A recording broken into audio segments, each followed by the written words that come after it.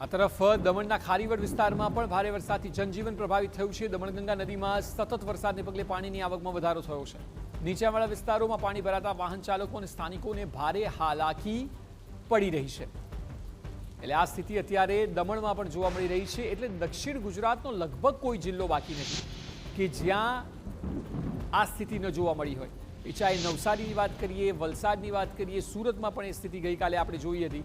એટલે આ સિઝનનો જે જુલાઈ મહિનાનો વરસાદ છે એ દક્ષિણમાં જ ભરપૂર પડી રહ્યો છે તેવી સ્થિતિ જોવા મળી રહી છે। વાહન ચાલકો અને સ્થાનિકોને ભારે હાલાકી પડી રહી છે। આપ કલ્પના કરો કે ફ્લેટમાં પહેલે માળ સુધી પાણી હોય તે તો પૂરની સ્થિતિ કહી શકાય, કારણ કે ક્યારેય ફ્લેટના લોકોએ એ વાતનો અંદાજ જ નહીં હોય કે પાણી આવે તો ત્યાં સુધી આવી શકે।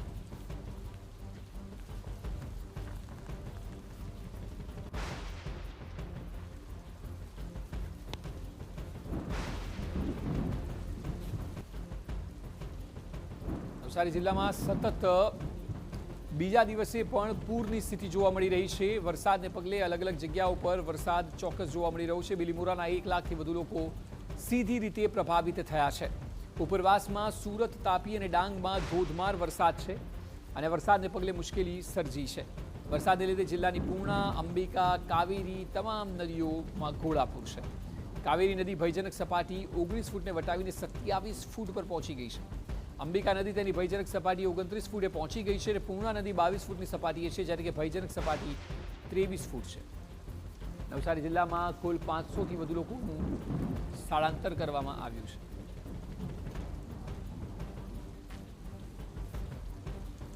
કાવેરી નદી જાણે કે ગાંડીતુર બની હોય તે પ્રકારની સ્થિતિ સર્જાઈ છે। પાણીથી તરબોળ ચીખલીનું રિવરફ્રન્ટ થઈ ગયું છે, જ્યાં પોલીસ બંદોબસ્ત મૂકવાની ફરજ પડી છે। પૂરના પાણી રિવરફ્રન્ટ પર મુકાયેલી 20 ફૂટ ઊંચી શિવજીની પ્રતિમા સુધી પહોંચી ગયા છે, ત્યારે નદી કાંઠાના 30 ગામોને એલર્ટ કરવામાં આવ્યા છે। હાલ તંત્રની ટીમ પણ ખડે પગે કામગીરી કરી રહી છે અને લોકોનું સ્થળાંતર કરવામાં આવી રહ્યું છે।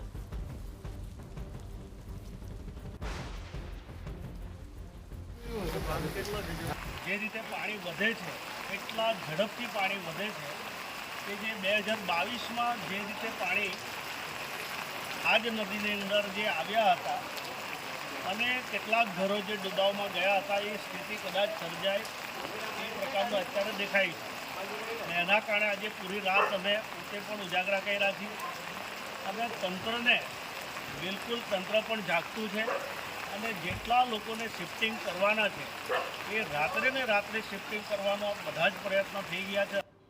ધોધમાર વરસાદને પગલે નવસારીના વિજલપુર વિસ્તારમાં મુશ્કેલીઓ વધી છે। વિજલપુરના ચંદન તળાવ વિસ્તારમાં હાલ પાણીની સ્થિતિ છે।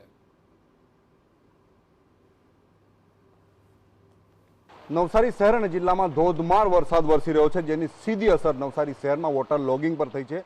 દ્રશ્યો દેખાઈ રહ્યા છે નવસારી શહેરના વિજલપોર વિસ્તારના ચંદન તળાવના દ્રશ્યો છે। ચંદન તળાવ ઓવરફ્લો થવાના કારણે જે પ્રકારના દ્રશ્યો નિર્માણ થયા છે એ તળાવનું પાણી બહાર નીકળીને સોસાયટીઓમાં ફેલાઈ રહ્યું છે, જેની સીધી અસર લોકો પર થઈ છે। આ દ્રશ્યો દેખાઈ રહ્યા છે વિજલપોરની આ સોસાયટી છે। સોસાયટીમાં પાણી ભરાવાના કારણે લોકોની જે કંઈક સમસ્યા છે એ વધી છે।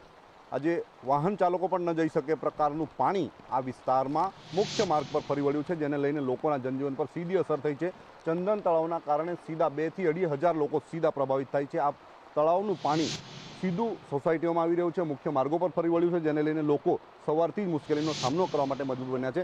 શહેરના કેટલાક લોકો સાથે વાત કરતો આ સોસાયટીના લોકો સાથે, કાકા કેવી પરિસ્થિતિ છે? ખૂબ પાણી ફૂલ વરસાદે ખૂબ વરસાદ 2 દાડાથી બરાબર તો ખૂબ પાણી યાદ 2 દિવસથી પાણી કેટલું પાણી છે અંદર?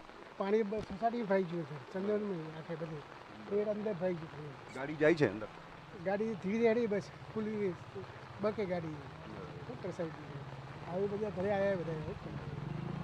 તો ખૂબ ગંભીર પરિસ્થિતિ છે। બીજા કેટલાક યુવાનો સાથે વાત કરીશું કે જેઓ આ વિસ્તારમાં રહે છે અને એઓ આ દર વર્ષે આ પ્રકારની સ્થિતિનું નિર્માણ થાય છે, જેને લઈને તકલીફનો સામનો કરે છે।